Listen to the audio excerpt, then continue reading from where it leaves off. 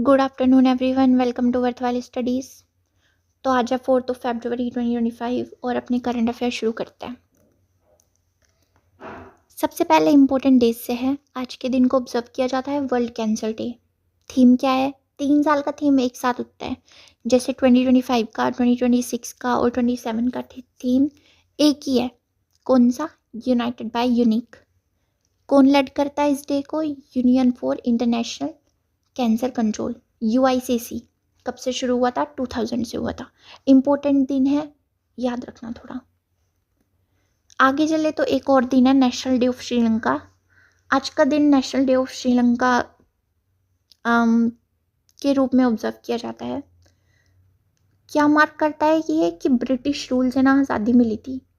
इसका legislative capital कौन सा है? श्री जयावर्धनेपुरा कोटे।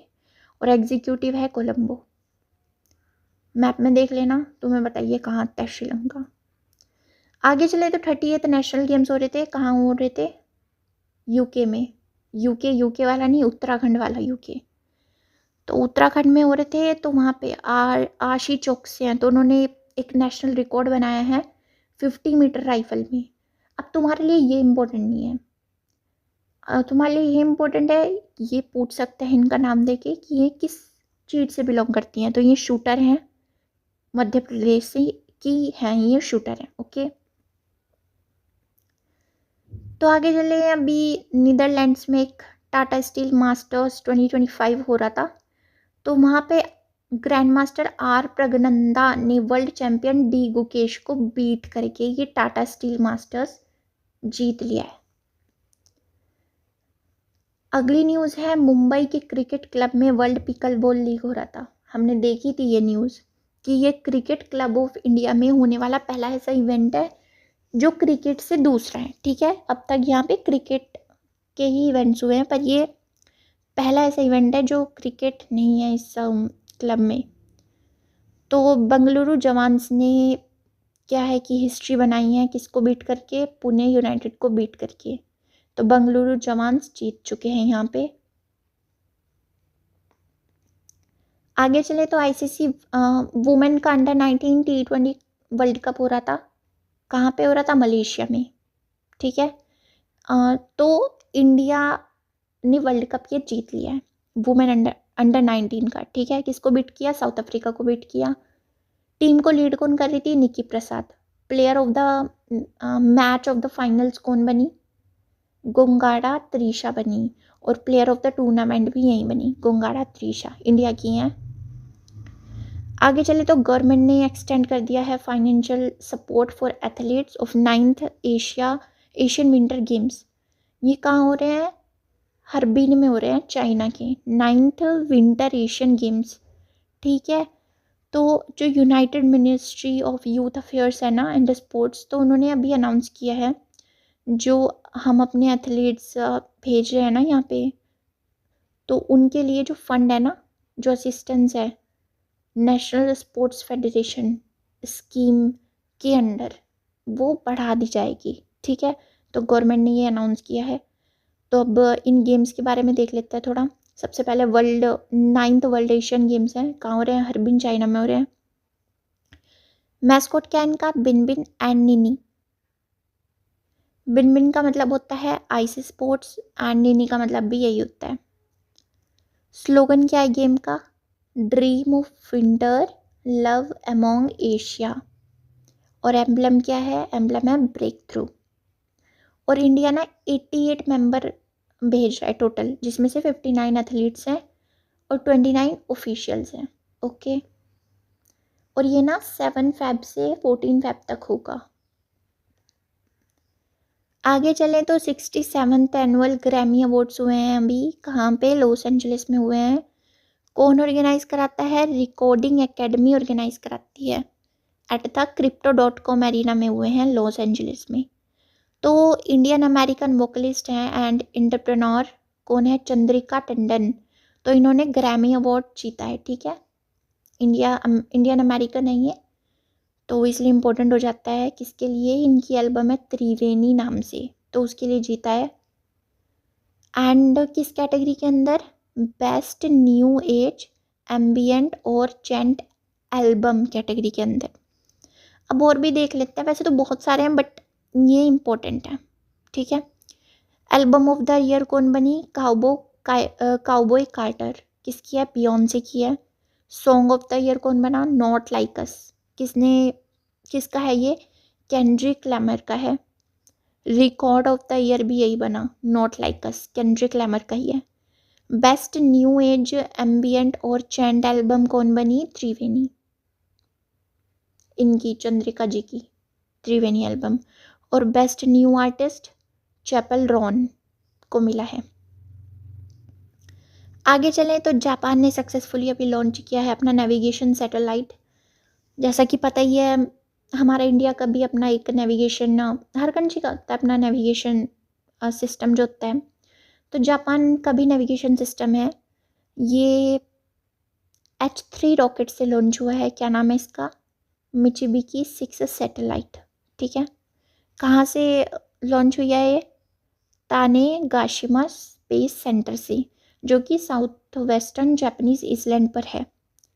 ओके, तो ये ना एक नेविगेशन सिस्टम है, जैसे नेविगेशन सैटेलाइट, जैसे जीपीएस वगैरह होता है ना, जो मैप में लोकेशंस दिखाते हैं, ये ऐसे, तो नेविगेशन भी वही होता है।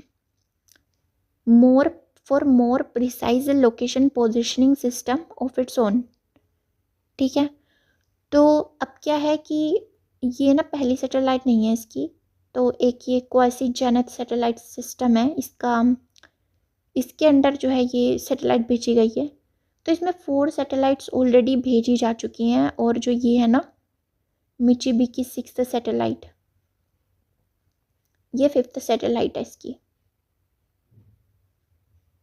ओके, तो आगे चलते हैं। सुनीता विलियम्स ने एक रिकॉर्ड बनाया है, world record new space walk का। तो अब ये कितने घंटे की? 62 आवर्स 6 मिनट्स की स्पेस वॉकिंग टाइम इन्होंने कर लिया है। जैसे ये है ना अपनी स्पेस,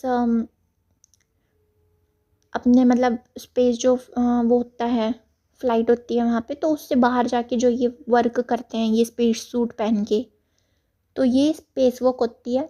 तो इन्होंने रिकॉर्ड बना लिया 62 आवर्स 6 मिनट करने का। इनसे पहले पैगी विल्सन का ही रिकॉर्ड था 60 आवर्स 21 मिनट्स का, ठीक है। और किस मिशन के अंदर है ये पार्ट है एक्सपीडिशन 72 का। ये वापस आने वाली थी पर नहीं आ पाई, तो अभी ये वहीं रह के अपना काम कर रही हैं।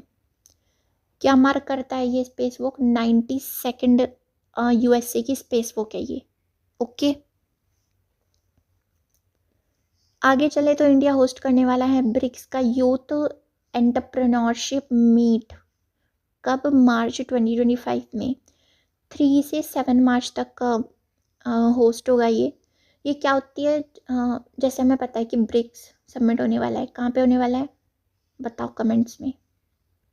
तो उससे पहले ना छोटी छोटी मीटिंग्स होती है ये, तो ऐसे ही हो रही है ब्रिक्स यूथ एंटरप्रेन्योरशिप मीट। तो इंडिया ही होस्ट करेगा इसको। डिपार्टमेंट ऑफ यूथ अफेयर्स कर रहा है, ministry of youth affairs and sports, government of India organise करा रही है इसको। और इसका थीम क्या है? Youth entrepreneurship for sustainable growth.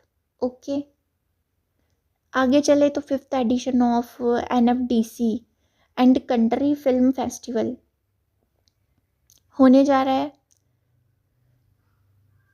ये क्या है? अब national museum of Indian cinema under the national film development corporation.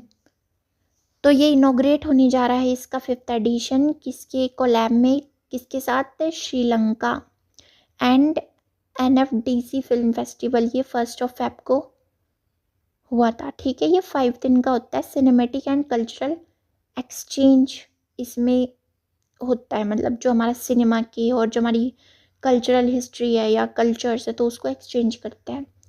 अब जो इवेंट है ये 1 Feb से 5 Feb तक होगा। और क्या सेलिब्रेट करेगा ये? Story telling traditions of India and Sri Lanka. एक श्रीलंका की मूवी है ये, गोल नाम से, तो ये स्क्रीनिंग पे चलाई जाएगी, ठीक है। और हाँ, ये कहाँ हो रहा है? मुंबई में हो रहा है ये, याद रखना, मतलब इंडिया में ही, मुंबई में। आगे चलें तो एक गोल्डन हेडेड सिस्टिकोला फाउंड हुई है कहाँ पे? मथिकेतन चोला नेशनल पार्क में। अब ये न्यूज़ इतनी इम्पोर्टेंट नहीं है, पर ये जो नेशनल पार्क होता है ना, जैसे न्यूज़ में कोई चीज़ होती है तो ये इम्पोर्टेंट हो जाते हैं। जैसे मथिकेतन चोला नेशनल पार्क है, कहाँ है ये? केरला में है, तो ये ध्यान रखना। और ये जो गोल्डन हेडेड सिस्टिकोला है ना, ये यूजुअली ग्रासलैंड्स में ही फाउंड होती है और अभी यहाँ पे हुई है। आगे चले तो अभी शोक समाचार है एक। फॉर्मर चीफ इलेक्शन कमिश्नर रह चुके नवीन चावला, उनका अभी निधन हो गया है एट द एज ऑफ 79। कहाँ पे हुआ है?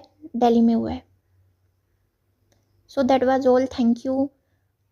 Subscribe our YouTube channel worthwhile studies for daily current affair video, और टेलीग्राम चैनल को भी ना ज्वाइन कर लो इन वीडियोज़ के PDF के लिए।